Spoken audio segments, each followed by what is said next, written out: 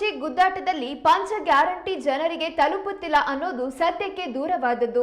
ಜನರಿಗೆ ಮೂಲ ಕೊರತೆಯಾಗಿಲ್ಲ ಎಂದು ಶಾಸಕ ಗೋಪಾಲಕೃಷ್ಣ ಬೇಳೂರು ಸ್ಪಷ್ಟಪಡಿಸಿದ್ದಾರೆ. ಈ ಕುರಿತು ಶಿವಮೊಗ್ಗದಲ್ಲಿ ಮಾಧ್ಯಮಗಳ ಜೊತೆ ಮಾತನಾಡಿದ ಅವರು, ಒಂದೆರಡು ತಿಂಗಳು ಗೃಹಲಕ್ಷ್ಮಿ ಹಣ ಬಂದಿಲ್ಲದೆ ತೊಂದರೆಯಾಗಿರಬಹುದು. 3 ವರ್ಷದಲ್ಲಿ 60,000 ಹಣ ಬರುವ ಜಾಗದಲ್ಲಿ 40,000 ಗೃಹಲಕ್ಷ್ಮಿ ಹಣ ಬಂದಿದೆ ಎಂಬುದೆಲ್ಲ ಸುಳ್ಳು. ಸರಿಯಾಗಿ ಜನರಿಗೆ ಹಣ ಹೋಗಿದೆ, ನಮ್ಮಲ್ಲಿ ಸೂಕ್ತ ದಾಖಲೆ ಇದೆ ಎಂದಿದ್ದಾರೆ. ಇನ್ನು ಸಚಿವ ಸಂಪುಟ ವಿಸ್ತರಣೆಗೆ ಸಿಎಂ ಬದಲಾವಣೆ ಸುದ್ದಿಯಲ್ಲಿ ಕೊಂಚ ವಿಳಂಬವಾಗಿದೆ. ಇದು ಕೇಂದ್ರ ನಾಯಕರ ಕೈಯಲ್ಲಿದೆ. ಜನರಲ್ಲಿ ಗೊಂದಲ ಉಂಟಾಗಿದೆ, ಪಕ್ಷಕ್ಕೆ ಮುಜುಗರವಾಗಿದೆ. ಸಚಿವ ಸ್ಥಾನ ಖಾಲಿ ಇದೆ, ನಾನು ಒಬ್ಬ ಆಕಾಂಕ್ಷಿಯಾಗಿರುವೆ. ಸಚಿವ ಸ್ಥಾನ ಕೊಡೋದು ರಾಜ್ಯ ಮತ್ತು ದೆಹಲಿ ನಾಯಕರಿಗೆ ಬಿಟ್ಟಿದ್ದು ಎಂದಿದ್ದಾರೆ. ಇನ್ನು ಬಿಹಾರ ಚುನಾವಣೆ ಬಗ್ಗೆ ಮಾತನಾಡಿದ ಅವರು, ರಾಜ್ಯದಲ್ಲಿ ಒಳ್ಳೆಯ ಕೆಲಸ ಆದ್ರೆ ಜನ ಮತ್ತೆ ನಮಗೆ ಅಧಿಕಾರ ನೀಡ್ತಾರೆ. ಬಿಹಾರದಲ್ಲಿ ಜನ ಆಶೀರ್ವದಿಸಿದಂತೆ ರಾಜ್ಯದ ಜನ ನಮಗೆ ಆಶೀರ್ವಾದಿಸುತ್ತಾರೆ. ಹಾಗಾಗಿ ಕೇಂದ್ರ ನಾಯಕರು ಗೊಂದಲ ಬಗೆಹರಿಸಬೇಕು, ಇದು ಮುಂದುವರಿಯಬಾರದು ಎಂದಿದ್ದಾರೆ.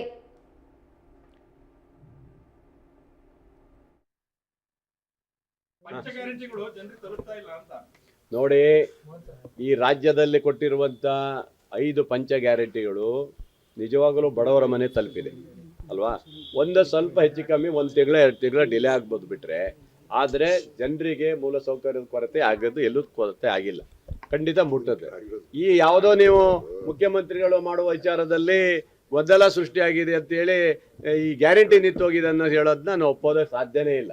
ಇದು ಸ್ವಾಭಾವಿಕವಾಗಿ 1 ತಿಂಗಳ 2 ತಿಂಗಳ 1 ದಿವಸ ಡಿಲೇ ಆಗೋದು ಬಿಟ್ರೆ ಖಂಡಿತ ಬಡವರ ಮನೆಗೆ ಬೆಳಕಾಗಿದೆ, ಒಳ್ಳೆ ಕೆಲಸ ಆಗಿದೆ.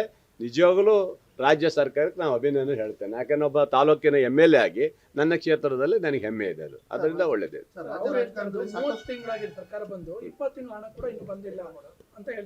ಇಲ್ಲ ಇಲ್ಲ ಇಲ್ಲ ಇಲ್ಲ ಬಂದಿದೆ, ಅದೆಲ್ಲ ಸುಳ್ಳು.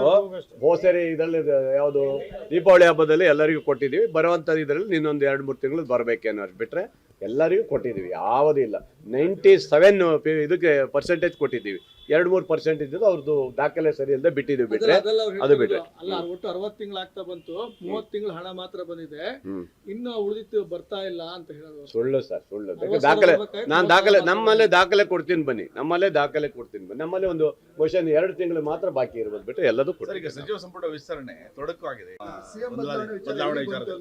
ಸಿಎಂ ಬದಲಾವಣೆ ವಿಚಾರದಲ್ಲಿ ಇದಕ್ಕೆ ತೊಡಕಾಗಿದೆ ಸಚಿವ ಸಂಪುಟ ವಿಸ್ತರಣೆಗೆ. ಇಲ್ಲ, ಏನಾಗಿದೆ, ಈ ಒಂದು ಸ್ವಲ್ಪ ಇತ್ತೀಚಿನ ದಿನದಲ್ಲಿ ಸ್ವಲ್ಪ ಗೊಂದಲ ಸೃಷ್ಟಿಯಾಗಿರೋ ಸರಿಯಾಗಿದೆ. ಮುಖ್ಯಮಂತ್ರಿಗಳನ್ನು ಬದಲಾವಣೆ ಮಾಡೋದು, ಇನ್ನೊಂದು ಮಾಡೋದು ಅಂತ ಏನು ಸುದ್ದಿ ಹಬ್ಬಿಸಿದ್ದಾರೆ. ಇದರಲ್ಲಿ ನಮ್ಮ ರಾಜ್ಯ ಸರ್ಕಾರದಲ್ಲಿ ಇವತ್ತು ನಾವು ಯಾರು ತೀರ್ಮಾನ ಮಾಡೋದಂತ ಅಲ್ಲ. ರಾಜ್ಯದಲ್ಲಿ ಯಾವುದೇ ತೀರ್ಮಾನ ಮಾಡೋದಾದರೆ ಖಂಡಿತ ಮುಗಿಸ್ಬಿಡ್ತಿದ್ದೀವಿ.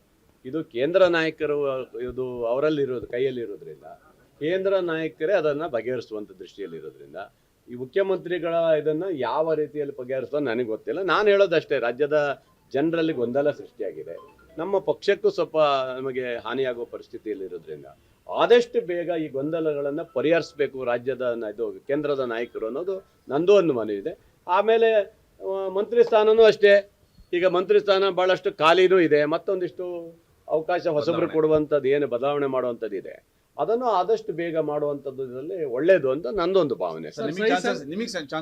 ಅಲ್ಲ, ನಾನೇನು ಸನ್ಯಾಸಿ ಅಂದ್ರೆ ಮರ, ನೀವು ಯಾವಾಗಲೂ ಕೇಳ್ತೀರಿ ನಿಮ್ಗೆ ಚಾನ್ಸಸ್ ಅಂತಿರಲ್ಲ.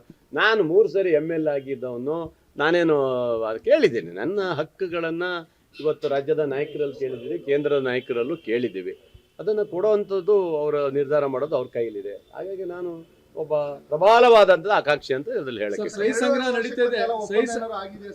ಯಾವುದು ಅದು ನನಗೆ ಗೊತ್ತಿಲ್ಲ, ಅದು ನಮ್ಗೆ ಯಾವ್ದು ತಿಳಿಸಿಲ್ಲ. ಅದೆಲ್ಲ ಹೈಕಮಾಂಡ್ ಯಾವ್ದು ಇಲ್ಲ ಆ ಥರ ನನಗೆ ಯಾರು ಕೇಳಿಲ್ಲ, ಯಾರು ಬಂದು ಮಾತಾಡ್ಸಿಲ್ಲ, ಯಾರು ಸಹಿ ಹಾಕಿ ಅಂತ ಕೇಳೇ ಇಲ್ಲ. ನಮ್ಮಲ್ಲಿ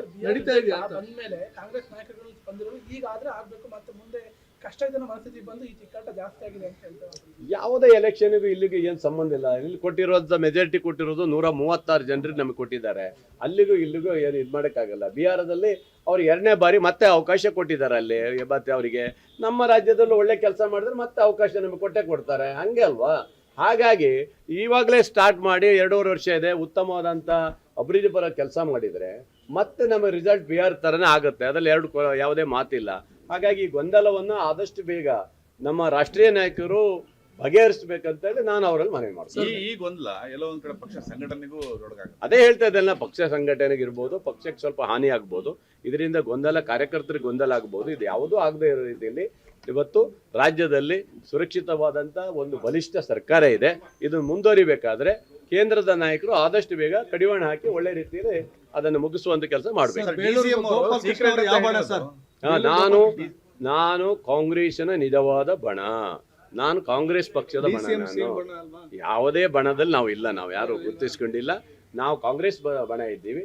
ಹಾಗಾಗಿ ರಾಜ್ಯದ ಮುಖ್ಯಮಂತ್ರಿಗಳು ನಮಗೆ ಸ್ಪಂದನೆ ಮಾಡ್ತಾರೆ, ಉಪಮುಖ್ಯಮಂತ್ರಿಗಳು ಸ್ಪಂದನೆ ಮಾಡ್ತಾರೆ, ರಾಜ್ಯದ ಮಂತ್ರಿಗಳು ನಮಗೆ ಸ್ಪಂದನೆ ಮಾಡಿದ್ದಾರೆ. ಹಂಗಾಗಿ ಬಣ ಇಲ್ಲ. ನಮ್ಗೆ ಏನಿದ್ರು ಹೈಕಮಾಂಡ್ ಏನ್ ತೀರ್ಮಾನ ಮಾಡ್ತಾರೆ ಅದಕ್ಕೆ ನಾವು ಬದ್ಧರಾಗಿದ್ದೀವಿ.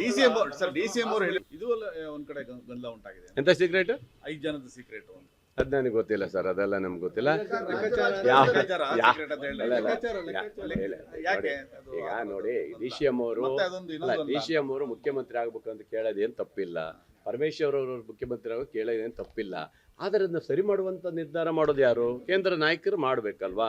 ಈಗ ಒಬ್ರು ಹಕ್ಕ, ಈಗ ನಾನೊಬ್ಬ ಮಂತ್ರಿ ಆಗ್ಬೇಕಂತ ಕೇಳಕ್ಕೆ ಏನು ತಪ್ಪಿದೆ? ನನಗೊಂದು ಅವಕಾಶ ಮಾಡಿಕೊಡಿ ಸರ್, ನಾನು ಒಬ್ಬ ಹಿಂದುಳಿದ ವರ್ಗದ ನಾಯಕನಿದ್ದೀನಿ, 3 ಸರಿ MLA ಆಗಿದ್ದೀನಿ, ಕೇಳಕ್ಕೆ ಏನು ತಪ್ಪಿದೆ? ಕೇಳಕ್ಕೆ ಹಕ್ಕಿದೆ.